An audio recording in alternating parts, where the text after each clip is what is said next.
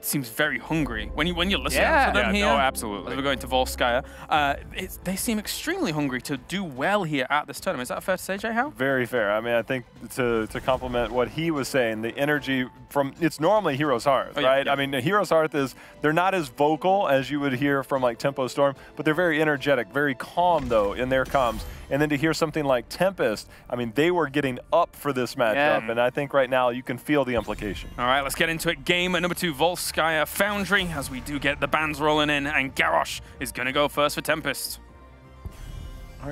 Now, this is an interesting thing. So Garrosh obviously has amazing frontline control, but Maiev is something to consider. We can also, this is a map that might be a little bit more better suited for that of a Medivh, if you feel you need to have that to counter against a Maiev. Also, Tracer comes to mind, Malfurion on this battleground as well. There's a lot of sustain style heroes, whether it's the Phoenix, but we also know that HeroesHearth loves to go the Jaina route, so they might try and combo off of that. And again, HeroesHearth is a very combo-centric style team. I think that's going to kind of depend on what Tempest opens up with on their first pick. This is a map for me that just screams NA, right? They've gone 5-1 during league play.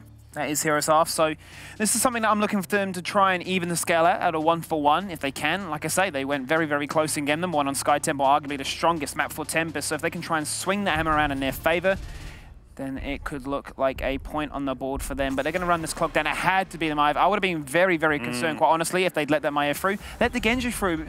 I'm not too concerned, personally. I would agree with you in most cases, except again, it's the only team running Uther. I think that synergy is unrivaled when it comes to the things of the future. That being said, I don't think that I would have liked to see the Genji over it. I just feel like when we see the first pick Genjis or the higher priority teams looking into the Genji, I still feel like Tempest will be able to separate themselves with it, not only because they have phenomenal Genji plays, but more importantly, I feel like they're the only ones that have a support that go, hey, you want Dragon Blade value? I've got it all day long. And the Genji in particular is one of those weird things with HeroesHearth is that they have not really been a heavy Genji team. Yeah. Even McIntyre has 3 games on Genji. Krillin 3 games on Genji. Even Arthlon's played it. But there's never been a high priority towards it, because when they did have a high priority towards it, their win rate with that hero is very subpar. Krillin 0-3, McIntyre 1-2 on that hero. It has not looked good for this team. I think they're going to find ways that if they do give up the Genji to work around it, Malfurion seems likely, but remember, this is a Deckard team that we now have with HeroesHearth. I was going to say, with the Garrosh ban, it questions, does that mean HeroesHearth has to prioritize that ETC if they want to be able to see that for themselves? But that in mind, I guess Tempest did show that they don't have as high a priority and interest towards it. I don't know, it's going to be really cool to see what we see with that value coming into this, because in my mind, when I saw that, I was like, not only does that incentivize Genji, but it goes, we get ETC for free in the 2-3 if that's what we want. If you're talking ETC, are you thinking they just go for an ETC Uther denial and just think like, wow, we've banned away the Maiev. We know that most likely they're going to go for the Uther that is 10% in the 2-3. We can't let them have it with the Genji, otherwise it's basically the exact repeat of what happened game number 1, but with just a different hero. I think when we consider these teams specifically, I would say that's definitely a possibility. When going like, overall objective drafting, I would definitely say, do you need the Uther there if you're the only team picking it, right? So it's definitely one of those trade-offs where I don't necessarily know, is this going to come to life here with the niche pickups? But a Zeratul 1-2 for HeroesHearth Esports, after already seeing it in Sky Temple here, I mean, very surprising. I will say, one thing in North America that used to exist for a long period of time is if you felt like you were a team on the back foot, Zeratul was one hero that could always win the game for you. And they are a team that does have a couple of old school players that I can't help but wonder, is that part of the mentality for this major adjustment on the side of HeroesHearth Esports? They have Zeratul in back-to-back games. It hasn't ever really looked that great. Again, Uther is a great counter towards Zeratul, because he comes in, you just bring the hammer down. That's why we saw the cooldown reduction at level 1 for Uther. And it just does so well. Uther's not normally as prominent on this battleground because it's normally much longer drawn out fights, and that's not where Uther really survives. But if you're trying to play burst for burst, damage for damage, Uther's going to be like, well, that's fine. I can neutralize a large portion of your damage without the worry about the sustain. But to flip that on its head and say what's positive about it for HeroesHearth is the Void Prisons, and given how close those fights were, the isolation for them to try and get Hyde out of the fight, find that kill, there were so many moments where they could have found that kill, and I believe they're going to say, look, that was such a close game, this is our strategy, we want to run it again, we just need to execute it a little bit cleaner. Right, so the Uther comes in there almost 100% knowing that that would have been banned out, I feel, in that sequence. I think after that last game, you go, we were going to ban this if they somehow do not pick that in the 2-3, so that is why we see a spike in adjustment on Tempest.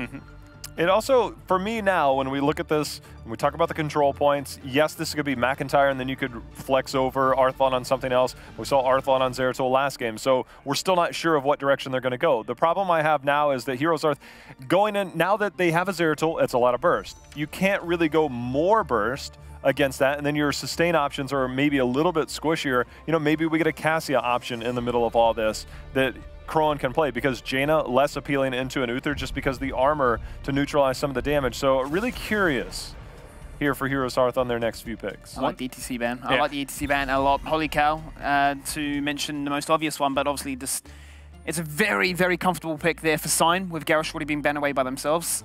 And it's just going to slowly start to whittle down what Ishbu can play. One thing I was originally going to say with the note of the adjustment on Zeratul in this game, I was going to say that I would like to see maybe McIntyre even be the one to move over to it. In my opinion, he is the superior Zeratul on this roster. He is the best that they have. That being said, obviously there's got to be some fluctuation with the decision-making being made, but a Sonya into the off lane doesn't allow for the Zeratul to play that off lane in any way, shape, or form, so it would make their draft very, you know, kind of wonky if that was a choice. So I actually really, really like the Sonya priority on the side of Tempest. I think that single-handedly forced HeroesHearth to make that Zeratul, which was already pretty risky, to a very straightforward playstyle, and it's exactly what we saw in Game 1. Similar opening to Game 1 draft, and I wanted a Johanna ban that time. This time we will see it as opposed to the Tracer. Is there a reality here where we think we need the Tracer to try and dive with that Zeratul? There's no way. I think it's definitely possible, but into an Uther, it's a really poor decision. Yeah. And I would actually really like to see HeroesHearth, now that so much has been committed to Warriors, go into the Diablo Hanzo route. They have a lot of synergy. Okay. A Thrall Phoenix. Okay, so what this is going to do is provide Thrall an opportunity to hold his own into that off lane while still, you know, having that Zeratul rotate if they would like to do that. But again, it's still kind of, I don't know. I don't know how I feel about this. I mean, we've had quite a bit of Planet Cracker in North America. Actually, I think maybe more than we have even Salvo, generally speaking. But I think against an Uther, I'm all for Salvo. Just spread some of that damage out, get as much as you can. And I think right now, the front line, the double melee assassin, this is always a risky call when you have Zeratul and a Thrall. The Thrall is quite a bit more tanky when it gets into those situations. The Phoenix, I think, is a little bit surprising to me. He does give you that sustained damage around that control point. The Johanna ban, as Skimmy mentioned, I think was really good. Now for Tempest, where does your front line lie? Is somebody going to play around the Diablo here? Because there's a good opportunity that Diablo can really numbers against this HeroesHearth squad. But I look at their comp and I say even a Murden, and I'm like, that's fine. There's not really, it's not like they're choked, right? It's very voluntary. A good old side Murden. Yeah, and then we're just going to go ahead and bring back the Greymane in your face composition here from Tempest. They're bringing the fight, and again, HeroesHearth is very dependent on that Void to be able to buy a lot of that time. Frontline, though, is it going to be the APOC, you know, kind of synergy, or instead going with the Lightning Breath in version of Diablo here? And if it's not a Diablo, with Garrosh off the table, ETC out of the priority, and Diablo off, I mean, that is Ishbu's, you know, go-tos in the North American scene. Just so we're aware, HeroesHearth has done unconventional things at times. This is not going to be one of them. Diablo, of course, I think the go-to pickup here, but I am absolutely terrified for HeroesHearth. Yeah, that's about how I feel. Uther so my vote's obviously going to go the other way this time, Kappa. Uther comes in, just literally smacks anybody with a hammer. There's another guy on the team with a hammer. He hits him with a hammer, and Greymane's just feasting on double melee assassin because they are squishy on that front line, and I think anybody can get it on the side of HeroesHearth, and that is not a good thing. I mean, never mind the spear that can follow that up from Sonya, right? It's kind of a scary comp to deal with. I'm just looking at Ishbu's hero pool, right? I'm going down the line, like Garrosh is banned, ETC is banned, Tyrael doesn't really fit in too well there. I mean, if you go in Sanctification, I feel like you even lose the draft harder than you were otherwise. No CC, sucks for you. Johanna banned off, so like Diablo seemed to be like the only go-to for some kind of playmaking potential. We dive in, we smack somebody, we try and get a kill. Regardless, though, the point has to be still present, and if we're doing predictions, I'm just going to say straight away, it's Tempest. Good job, well done. I'm terrified for HeroesHearth, and Tempest seems like they have a perfect counter to this Zeratul style, especially early Zeratul. It's easy to draft against, and Tempest, I think, has done a good job 2 games in a row, so I'm going with Tempest again. Is Hyde on Uther? Yeah, that's my vote. Nice. That's it. This game is so impressive. I think I'll be going with Tempest as well by the looks of things. They're slowly making a solid case for me for never banning against them or choosing against them here. I feel like they've got a good potential road here for the mid-season brawl. 68% of you agree with that fact, as we do have the 32% over for HeroesHearth right now. They had a great day number 1, of course, at HeroesHearth, and they had some glimmers of hope there in game number 1 as well. Let's head over to the commentary team as to what they may think coming into game number 2. What do you think of the draft, boys? I think Dread likes hide a little bit when he's playing Uther. Yeah, a small caster sure. crush. This Yeah. I didn't get that. Yeah, No. it's super subtle. Don't worry, no big deal. I'll check it out later. All right. All right, well, let's go ahead and get ready for this match as we set up HHE taking on Tempest. HHE actually doing pretty well macro-wise in Sky Temple, but teamfights seem to be so heavily in favor of Tempest. Yeah, Tempest looks absolutely fantastic right now. Not only yesterday, but also in the games here today. Absolutely convincing performance by them.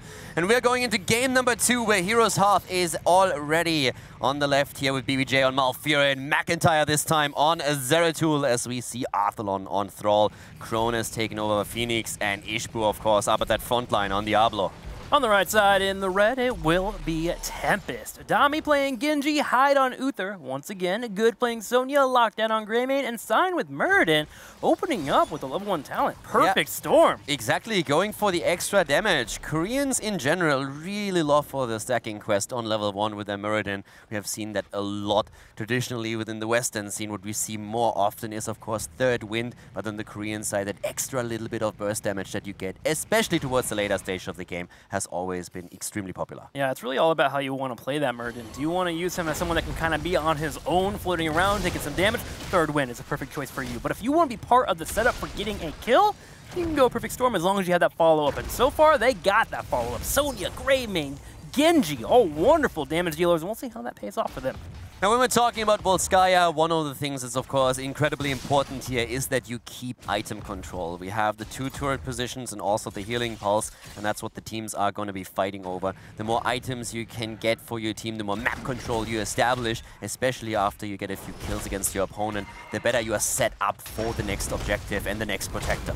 And those will be spawning right about now, so there we go. Our teams can head over and grab those items. It looks like Tempest probably thinking about grabbing it right now as Greymane heads over and starts to clear up, as we have HHE trying to get aggressive on the bottom lane. But speaking about aggression, Good in the top lane here with Hyde, putting Arthalon low on health. Yeah, Arthalon barely escaping, but he was able to set that wolf into motion so that Sonya gets locked down for a second, and just barely before we have the third hero coming in and finishing him off there. So a lot of resource committed by Tempest, very aggressive early on.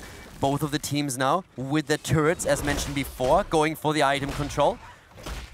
What I love about that little move from Tempest, it's kind of a skill check, right? Trying to see if your opponent's on top of those item controls that you were talking about. That's so important. They head over, and had them been in the middle of grabbing that turret, they would have just launched in and tried to steal it away. But the moment they saw their opponent was perfect with the timing, they just pull on back. Small little maneuver that you can do in your own games. They didn't lose anything here. There was no wave pushing in against that tower, so that was a perfect opportunity for them to just, as you said, just a bit of a skill check. Let's see where they are. Can we invade? Then we go for a move, and if not, then we don't lose anything, backing off for now. But level 4 talents are coming in, and at this point, we are always again seeing that cleave build on Zeratul that we're used to by now. Fantastic build, a lot of damage, great AoE2, helps you also with a wave clear if you need to go on these side lanes. Yeah, Zeratul's build a bit set in stone. Seen some variety, but mostly it's Wormhole at level 7. Might have Stick in the Dark occasionally. And speaking of engages, we actually have HeroesHearth coming up here in the top right corner looking to grab that healing beacon. Sign moves forward, thinking about moving in for a Stormbolt, but Arthalon with a Wind Fury able to escape away and defend that wave. And really good zoning as well from Tempest, making sure that nobody could get on the point here and contest the healing pulse. So when we talk about the position for the first objective, Tempest now has already a slight lead just simply through Hyde holding that extra amount of healing that he has here. Now, when it comes to control point, there is a decent amount of poke here available for HeroesHearth, especially when at that level 7, that Wormhole we were talking about.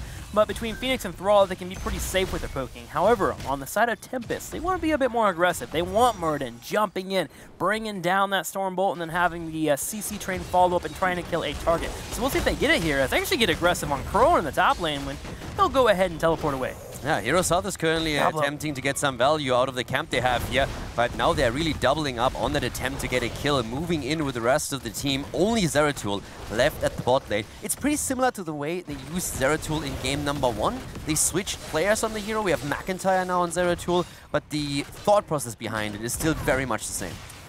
Tempest takes the time to grab some of the percentage on the control point, while HeroesHearth was taking the time to soak in the top lane and get towards that 7 so they can get said wormhole. Also to pick up 4th Brawl, but they were unable to get that 7. In fact, Tempest gets it first. HeroesHearth heads over, grabs a little bit of control, but Tempest should be able to connect soon with Genji coming. Yeah, and they want their level 7, of course. And again, Diablo is speccing into the Firestorm here. The level 4 already helping him to stack his souls and also giving him some extra sustain. But we have at level 7 our souls to flame. Diablo talking about him getting stunned here, but Muradin also immediately locked down as we have BBJ trying to zone him out. Great turret there as well from HeroesHearth. They're able to fight back. Tempest actually a bit bruised here compared to HeroesHearth, and the poke continues. And the healing pulse is just absolutely perfect for them in that situation. As you said, low on HP, but that's the moment when Hyde can just simply drop the item and immediately keeps this game in the fight. Good adjustment by them to have that healing pulse.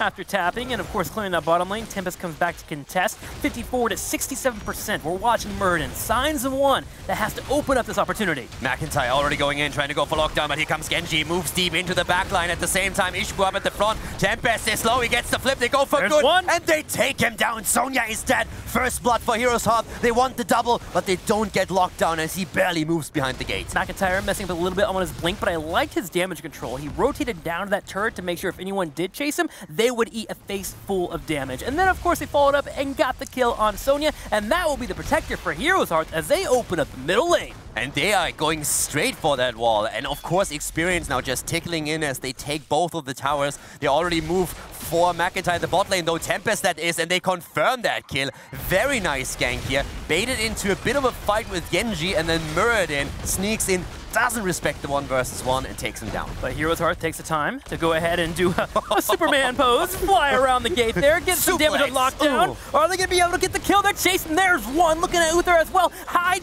one more auto attack there. It is as HeroesHearth has 3 kills.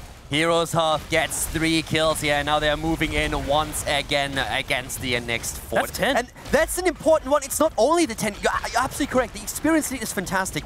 But it's the top lane fort. The well is down. There's no fountain. So the next objective is already fantastic for HeroesHearth because there will not be a chance for Tempest to tap at the fountain, and they can't even move back to hide at the fort or behind a wall. So great setup here for HeroesHearth, and not stopping there.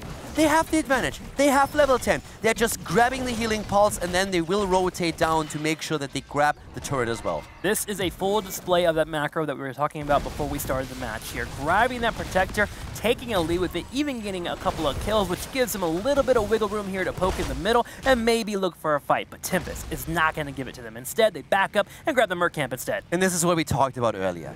Level 10 is so crucial, and the teamfight capabilities of the teams are just skyrocketing there. And that's exactly what happens here for Tempest too. They try to invade, but look at Ishbu. Fantastic positioning by him. He's just anchoring the entire attempt to go for the camp and is keeping his allies safe. Really well played by him. Zones Tempest out, and HeroesHearth is safely grabbing the turret. They grab the turret. All nice and set up here. That'll be handy whenever we get ready for the next control point. McIntyre again getting some pressure, but starting to be a bit safer. Yeah, but Sign here with a 200 IQ Stormbolt. Just predicting it is immediately at the gate. Unfortunately for him, no follow-up. IQ can only take you so far in life. Yeah, you know? that was well done still. I like it. Getting the stack in, and you know, if Muradin or if Uther's there, maybe they can even confirm a kill. I mean, let's go and look at the stacks right now. A total of 13 on top of it here, so the damage slowly creeping up. A total of 16 stacks altogether, so he's able to try and finish that up pretty soon here to get that piercing later on as we get ready for the next control point. Yeah, and talking about quest talents, we have Broccoli, the level 4 of Malfurion, currently sitting at 9 stacks. Just to give you guys a bit of a heads up there, I'm going to keep tabs on that and inform you later how that progress stacks up once that we get further into the mid lane. For now, we still have a half-level lead for HeroesHearth as they have hit level 12. The objective hasn't been announced yet, but we should see a fight on even talents. But it is, again, that positional, that structural advantage that we see for the North American team, and they will have to try to capitalize that. They know that Tempest is looking for a fight. McIntyre in the bottom lane is not going to get twice, right? He's playing very, very careful. HeroesHearth wants that 13. They bring a few members down here in the bottom lane to try and help defend here, but Tempest gets what they want. They get some turrets. Exactly, and that was a great rotation from Tempest. They just snap attacked the wall, were trying to go for the kill against Zeratul. Didn't get that, but they were in the perfect spot to grab 2 turrets, 2 towers, and now they are in a situation where they're slowly closing that experience gap. And they will hit their level 13. They can delay this a little bit, wait for 13, and then fight on even talents with HeroesHearth as a North American team is already picking that extra talent now. Yeah, now I'm wondering here if HeroesHearth is going to get aggressive. Are they going to try and force a fight, maybe open up with the VP on some target and try to blow him out? It looks like that's not going to be the answer for them so far, but they are rotating Zeratul in. They know that if they can find somebody to pinch off, they can hop on them. They're actually getting aggressive on top of this fort here as they head on in. HPU right above as well to peel or even force an engage. Yeah, and he actually goes deep. Sign is jumping in right now, immediately getting flipped by Diablo, putting him in a bit of a better spot. They go for Grow, and he is not able to get away. Down he goes. Phoenix is dead, but Sign finds himself in trouble as well. Arthalon switching targets, goes for him. The Avatar is being popped, and immediately they turn it around against Arthalon. Here comes Lockdown, rips him to shreds. He dies as well. It's a 2-4-1 in favor of Tempest. VP comes out to stop the Swift Strike, but McIntyre had to use a heroic for nothing there, not being in the team fight as he was trying to control the point. And here's the issue. Look at the percentage. He got nothing out of being up there in that top lane. Tempest grabbing 13 and seizing the opportunity to clean up HeroesHearth. That was just so well done there, especially Murd and Sign low the entire time, and the second Thrall goes for him. Immediately the turnaround. Just watch this. This is the moment. Divine Shield already fantastic on Lockdown, but here comes the switch. Arthur tries to go for Sign as he sees him low, but there's Avatar, and all of a sudden everybody collapses on him and takes him down. In the end, Greymane still dies, but it's a worthy trade for them. That it is. I'm going to go ahead and push out these lanes here. Going to grab the Mert camp in the top right corner. Turrets being stolen away from HeroesHearth. Realizing, okay, Mert is in the top lane. They're controlling the point. We have a number advantage. Let's take something. So they get the turret, and this will give them a chance to actually get Tess in the top. Problem is, no VP for 45 seconds. Yeah, the fight is down here, and Tempest is willing to battle it out Salvo. there. Salvo comes out. Good needs to be careful. He's really low, but here comes the healing pulse, and that's again Tempest saving grace. They get healed up. It forces HeroesHearth back as they are starting to move back to the top.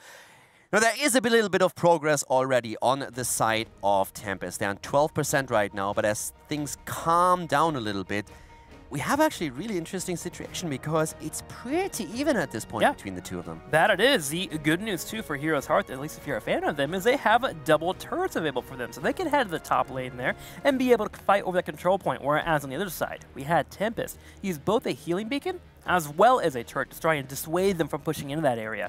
So there's actually an item advantage available for HeroesHearth, and they'll have VP up in about 30 seconds, so they can play this patiently. Yeah, when it comes to cooldowns, we have 30 seconds on the Dragon Blade, we have 30 seconds for VP. Malfurion still has Tranquility up, and Uther is only 8 seconds away from another Divine Shield, so those are going to start to tickle in during these fights.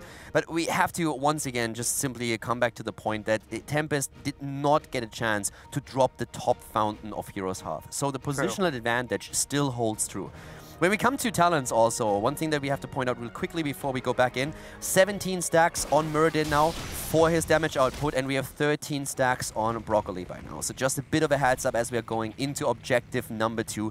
14.5 the experience on both sides, and now both the teams getting ready. But look at Tempest. Yeah, they realize, okay, the ball is in the HeroesHearth port. They have the items available. They should have VP up pretty soon. So instead of going over and controlling the point, let's just take some experience. They open up the bottom lane, take it out quickly as they see HeroesHearth do the same in the top right. But I absolutely love the response from HeroesHearth. Exactly. Agreed. They are not waiting for Tempest to make a move for the keep. Instead, they are the ones who are starting to move in immediately and saying, you can have that fort, but if you try and stay at the bot lane, we are going to rip your wall apart, and we are going to try and get that protector. And if we do, you will have a huge problem at your hands. So they force Tempest top, but it's still pays off for Tempest. So their rotation was great. I love the response for HeroesHearth. but still a bit of an advantage for the Koreans. I mean, this is where North America in general has just improved and taking opportunities and trying to make sure to get something out of it. Small things like that will up your gameplay. Now, Tempest comes up, drops the Storm Bolt. We're going to have that Nature's Cure coming out just in time for Malfurion to keep Phoenix alive. And the one thing that I also want to highlight here is that, yes, from a positional perspective, HeroesHearth at the top has still the advantage, but look at Tempest's experience. Soon going to be on 16. Nice escape by Crone here. Dami tries to go in and finish him off, but that doesn't work out for him. Here comes the Void Prison. The kill for a kill as Zeratul and Greymin both go down. Ishbu again with the breath. Good is on the run, but Sign is on Arthalon and he wants him. Dami is low on the back right, so he's not helping out in this fight. Ishbu puts Murden into the roots here as well as Sign about to fall. The Broccoli's chasing, so is Diablo. Hide on the back right, tries to keep him alive, but it's going to actually cost him his life as HeroesHearth turns around and gets a third kill. The earlier 16 for Tempest, but it is just not enough. HeroesHearth goes in and takes them down. It's a 3-for-1 trade in their favor. They will get the Protector, and they're already on the way to the keep. They want to take that lane. They want to take that lane, they want to take the keep out, and if you open that wall, it gives you a much better chance to do so. And you have 20 seconds to do it. Why not? Here they go, breaking it down quickly. Good, and Dami can't really do much here unless the spear connects. And so far, HeroesHearth has made sure to dodge out on that. Lightning Breath is back. Another 10 seconds until Hyde is back to business, and already we're having the Protector starting to move in. They push the lane out, and at this point, Tempest knows that they are in trouble. The rotation to the bot lane earlier was fantastic, but they lose the important team fight up at the top, and here's the defense as Tempest is trying to hold on to their keep. That's right, Mac is here. 20 seconds for Void Prison, 20 seconds for Earthquake as well. They are playing this slow. They have 50 seconds on this Protector. They do not have to rush anything. They wait for the minion wave. They wait for the wave. They push it out. We have McIntyre anchoring the left side, and they just use the Protector to slowly poke away at the keep. Safe play from HeroesHearth, and I am loving it, trying to use that advantage. They've dropped the keep. What are they going to do now? Are they going to try and get a kill here and maybe make a play for a core? They make the rotation into the mid lane instead. Open the map. Look at the bottom lane, too. That's where the next Protector will be. If you want to take out that well, it's a good choice here. You should be easily able to take away this fountain here, and as well as the fort. If Tempest goes for an engage, you got heroics available. Yeah, at this point, once again, they're moving in, taking the next structure. Take it down. Fort is gone. Don't stop there. They can still go for the fountain as well and start to break through the wall in the mid lane. Look at Murden. He knows they want to head to that bottom lane and possibly take out that well. They are doing everything they can to slow down this Protector and make sure the duration ends, and there it goes. So Tempest, moving into the next Protector phase, is still in a decent spot here with that well. I absolutely love also that we have at this point Thrall just doing his thing, because on level 16 now, just stacking this up and completing the quest, he's in a position where he can really start to slow down any onslaught that comes their way. And that's going to be super important. Not only around his level 10 ability around the Earthquake, but just the Thunderstorm itself is going to be fantastic. Having that damage bonus, that constant poke the entire time, is really going to help them out here. Really instrumental in a fight if you're able to land it when they first start out, but also when your opponents try to escape. Cleave comes out, Good gets locked down, Good pushed into a fight, Lightning Breath coming out, there's a Salvo, damage popping in here, Sylvia is low, she has 1 HP and a Divine Shield just to keep her alive, but look at the top left, 2 are in trouble. Yeah, 2 are in trouble. Sign in particular has a big problem here. Arthalon is moving out again, Dami trying to go straight in, but here comes BBJ, and he goes for the Tranquility, keeps his boys alive. They still have the lead, but they did not get the kill, and it is insane. It's insane that Good got out of this. Good getting out, and Arthalon too. We had 2 heroes that were on their last breath, but both teams able to sneak away. Heroics coming in, the Tranquility for Malfurion, and of course the Divine Shield on a 1 health point hero. And what did we talk about at the start? Volskaya, it's so important to keep these items, and look what they're doing. They're grabbing their opponent's turret, they're going to the top, they grab the Healing Pulse, and now they hold 3 items. That's a fantastic position for them to be in when it comes to the next objective. Now there's a couple of other things that play into the next one, because HeroesHearth has lost the bottom fort. So they don't have a fallback option. Tempest still holds on to Fort and their fountain at the bot lane. But if you look at the experience, that's where HeroesHearth has taken a solid lead that they could catapult towards level 20. I mean, besides the team fights, what I love from Tempest is when they want experience, they take it. And here's another display of that. They move forward to the bottom left, grab that turret, but what this also does is make HeroesHearth come back and play defensively. Yeah, I mean, at this point, what Tempest wants, they want to fight. They want to fight before 20. They want to take the experience. They're basically just moving to the bot lane. And they're saying, if you give us the fight, we'll take it, because this is an even talent fight, and we are totally happy to go for it. But if you don't, then we'll grab a structure or two, and that will help us to close that experience gap so that we have a better chance ending up on even levels with you around the next protector. On the other side, HeroesHearth just buying time, trying to get towards that 20 that you mentioned. Also, Catapults in the top lane starting to group up. I believe there's 2 there, a third about to join soon, especially with the Merc camp. But Tempest is already on top of clearing that up. But HeroesHearth, 19.5 in experience to Tempest, barely hitting 19. Sign in the meantime is sitting at 26 stacks on his Storm Ball, so he's really starting to add up a bit of extra damage for these burst attempts that they have here. HeroesHearth with a move at the bot lane. This is a bad trade for Tempest. It's a good trade in the sense that they are still getting some extra experience, but that will give HeroesHearth level 20, and they drop the fountain. Might be a poor trade, but it might be a necessary one for them. With HeroesHearth about to hit level 20, it feels like it's been hard for them to defend. I can see why they're going that top lane, and they're pushing in. The thing is, they actually have a Grey Mane. They can go for a keep wall, too. Yeah, there's a few problems on the other hand with that 4 from the perspective of Tempest, because now that protector is going to move only into towards a keep. Good point. But with Greymane, you are right. There's definitely potential, and that's all one of the reasons why HeroesHearth is moving away right now. They're playing the safe. They only keep Zeratul at the bot lane. They get a bit of an advantage. And the one thing that Tempest accomplished with it, you pointed out already earlier, they at least get the experience so that they will be able to get a level 20 fight. The problem for them really is they need to win this one. They gotta win this team fight or have minimal casualties. That is for sure, because they'll have to protect it. As right now, HeroesHearth is at 37% to the 0. Tempest immediately moves down as well, Murden grabbing the point and starts to climb in percentage. Earthen Shields now for Thrall. That alone is already terrifying. But of course, the Dragon Blade upgrade is in the Eternal. The Dragon is there. Here come the turrets. They're moving in. Dami in the back. Arthalon waiting for the opportunity. Dami? They take him down. There comes the Breath of Fire, and they go in. Thrall is about to drop the hammer. They're starting to go straight for the next kill, and the salvo comes through as Drone is just dropping the damage. Good is attempting to salvage the team fight. Somehow the Divine Shield is already on Greymane, and the counter kill actually happens as Thrall is jumped, but Uther finally falls. He has his 20 though. He gets the longer Divine Shield too, so he doesn't have redemption here. Exactly. There's only 3 up here for Tempest, and Sign might go down next. In comes the Singularity Spike. Good, trying to escape. Sign, do you have a jump? No, he does not. And HeroesHearth gets 3 kills. They do lose a Thrall, and they still have to get the Protector, but they completely defend the point. Yeah, no redemption on Hyde. The Bulwark of Light instead. And now 3 of them are down. A worthy trade for sacrificing Thrall here. The War Chief would be proud. We have the Protector also. The channel at least started again. And HeroesHearth is in an amazing position. And they are playing this really calm. They go again up to the top. And they're thinking about, okay, what do we do here? Do we go for the items right now? Do we go for the healing pulse? And that's exactly what they do. They collect everything they have. And they say, guys, we can end the game here. This is the moment where we have to just collect everything that's on the map, prepare. Tempest can't move out. They have 3 dead, so let's make sure that we get everything we possibly can to end with this push at the bot lane. And the entire time, Diablo was grabbing the Protector. He was in a safe spot. He could get away. Tanky, he's got that ability to bolt away. So good plays here from HeroesHearth as they now have that Protector. Now the question for me, do they run to the bottom lane and go for the keep, or do they just go top, join at the catapults, and go for the win? They rotate to the top, and they can go for that immediately. They don't have to go through the bottom.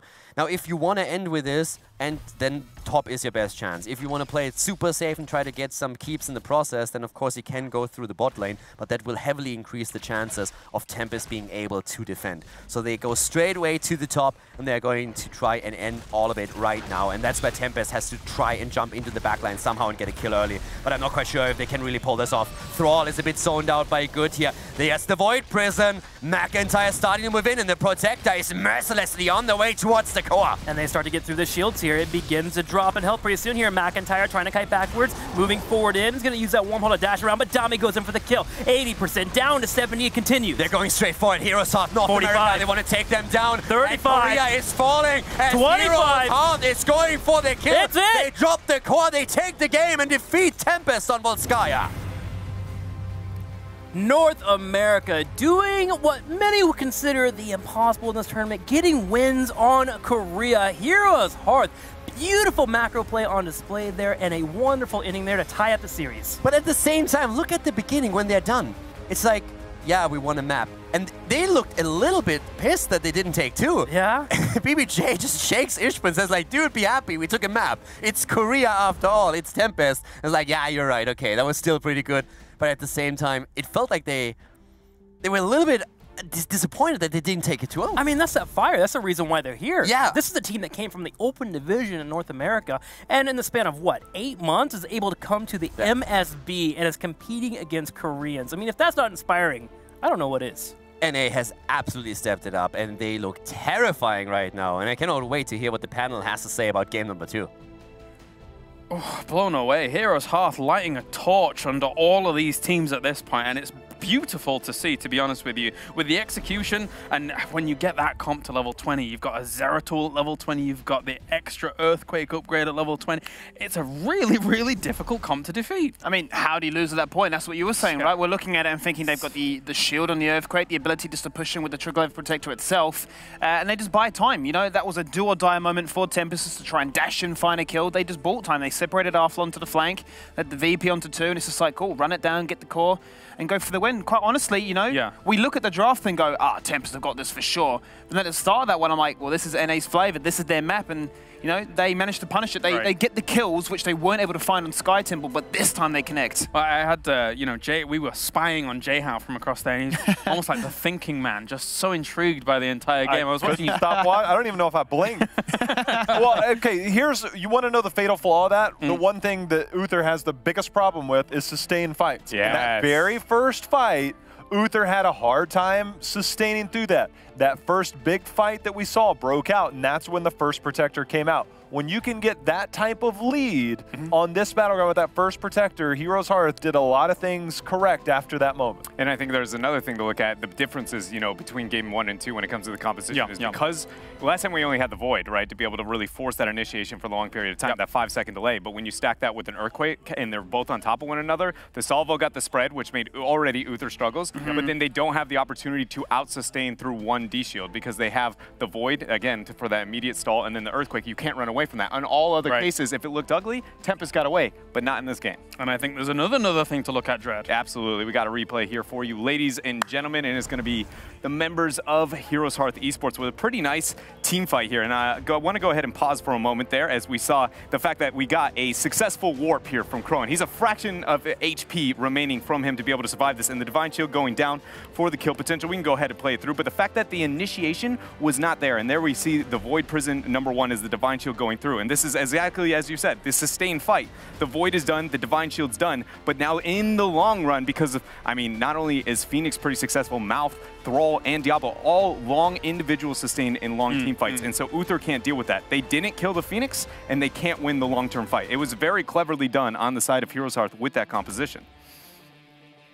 It's like a heavyweight puncher. You throw all your might into that first big punch, and if you don't get the knockout, well, you don't have any stamina. Yeah. That's pretty much where Uther lies. He's a big husky man. Yeah. You know, and Tempest, they're pretty good at heavy hitting. They usually got the haymaker. Well, right. It almost felt like a bit of a role reversal of game 1 to game 2, where Tempest were the ones actually struggling to find those kills and going, hang on a minute, you know, I can hear Sign screaming his head off, like, go, go, go, go, go, go, go. And he's jumping in, he's being aggressive. He himself at that one point, I think, in that clip, is diving the backline on his own, like, if you boys aren't coming, I'm doing it myself. Like, let's go.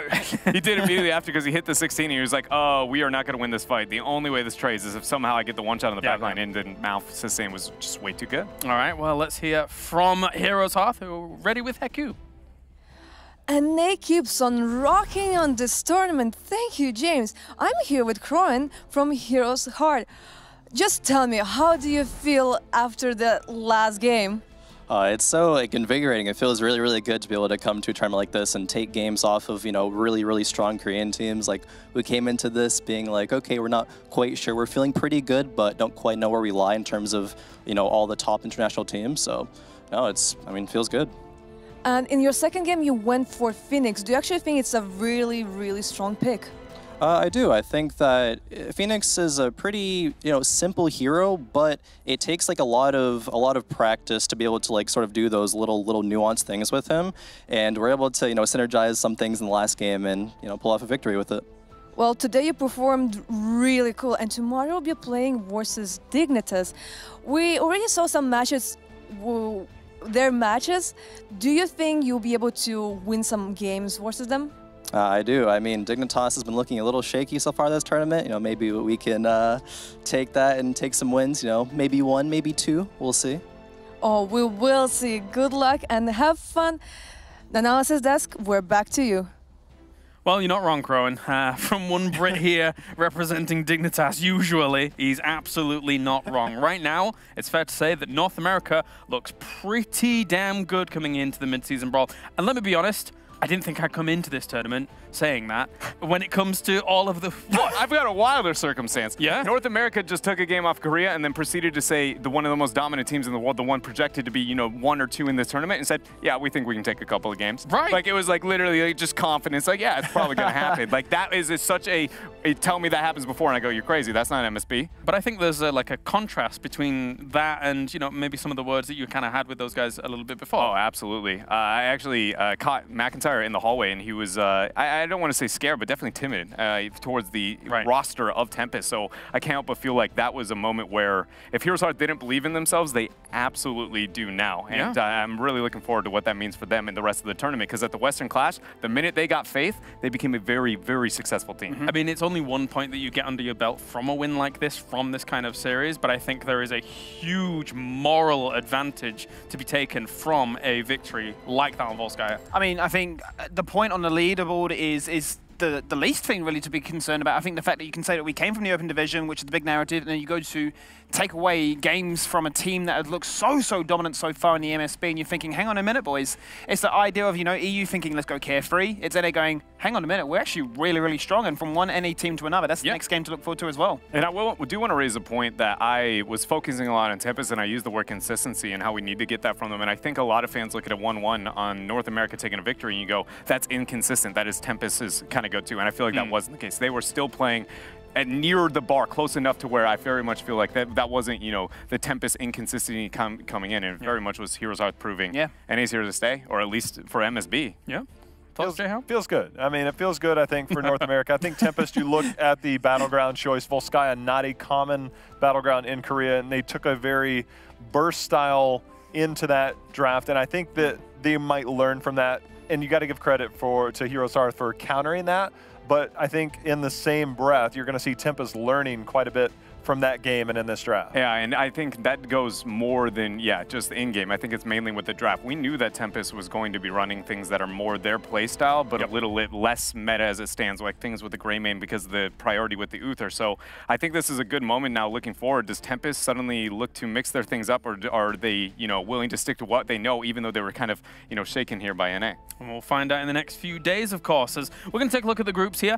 And this is the great thing about this format overall, because we get to see from day to day to day the progression of these teams in their adaptation skills and their will to survive, as we have Tempest over in Group B here with that 3-1 score right now, but likewise HeroesHearth 3-1 as well. So the names are kind of rounding themselves out in some of these positions, but there's still far more to play for. And we have one more game today. It's going to be, of course, that Tempo Storm going up against Fnatic.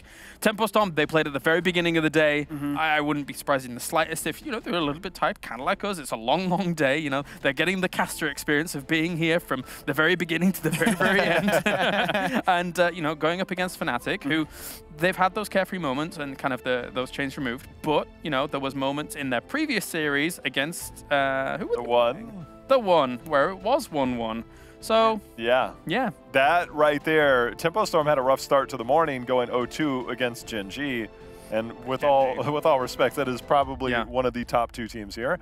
And now all of a sudden they look at Fnatic, who was undefeated going into that game, and all of a sudden it's like, wait a minute, all right, is this going to be a tough evening? Maybe that's not as tough as we saw, so maybe they picked up something there. So seeing is believing, as we've seen so far with HeroesHearth and Tempo Storm coming in here. I think the one thing that for me that I'm looking forward with Tempo Storm is whether or not that can get to them mentally. Like, it scares me a lot, because if you tell me, if that doesn't get to them mentally, I actually give them the upper hand in this series. I actually say Fnatic is the underdog out of the 2 based on the performance we got from them today. It's just whether or not that gets to them, again, mentally. And North America, I hate to break it to us, but we haven't been necessarily the, you know, fortitude or the stronghold in the mental front that we would like to have been in the past. It's very much that this kind of stuff typically tilts us right over the edge. All right, well, thank you very much, guys. It's time to go to a short break here. Now, one more final time for the Mid-Season Brawl, day number 2. And when we return, we get good old NA going up against good old EU.